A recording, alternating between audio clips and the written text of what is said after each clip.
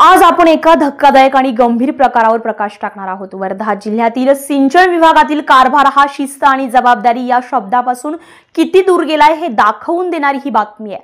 सिंचन विभागाच्या कार्यालयातून बायोमेट्रिक हजेरी यंत्रच गायब करण्यात आलंय आणि विशेष म्हणजे ही चोरी एखाद्या बाहेरच्या व्यक्तीने केली नाहीये, तर विभागातील सर्व कर्मचाऱ्यांनी एकत्र येऊन साटलोट सारखंच असल्याचा फायदा घेत ही व्यवस्था हटवली आहे।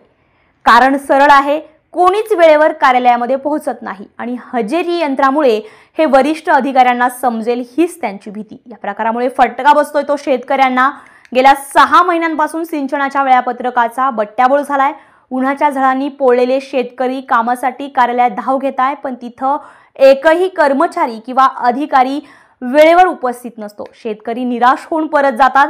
उपकार्यकारी अभियंता कोमलकर मॅडम या शेतकऱ्यांना नियम सांगण्यात मागेपुढे पाहत नाहीत, पण स्वतः मात्र दररोज नागपूरवरून ये-जा करून ऑफिसमध्ये कधीच वेळेवर पोहोचत नाही। त्यांच्यासोबतच अभियंता गुप्ता हे देखील वेळेच्या बाबतीत कसलीच जबाबदारी घेताना दिसत नाहीये। म्हणूनच आता शेतकऱ्यांसमोर मोठा प्रश्न आहे, आमच्या पाण्याच्या अडचणी सोडवणार तरी कोण? या परिस्थितीमध्ये सर्वात मोठा सवाल म्हणजे बायोमेट्रिक यंत्र नेमकं कुणी हटवलं? शंका व्यक्त केली जाते की कोमल मॅडम यांनीच यंत्र हटवलं, कारण वेळेवर पोहोचणं शक्य होत नव्हतं आणि आपली अनुपस्थिती नोंदली जाईल हीच त्यांची भीती होती। त्यामुळे यंत्र गायब केल्यानं वरच्या अधिकाऱ्यांपर्यंत माहिती पोहोचणार नाही असा त्यांचा हेतू असू शकतो, अशा शंका कुशंका व्यक्त केल्या जात आहे।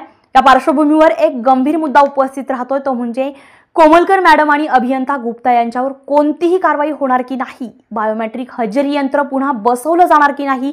कारवाई होणार का? उत्तरदायित्व निश्चित होणार की नाही?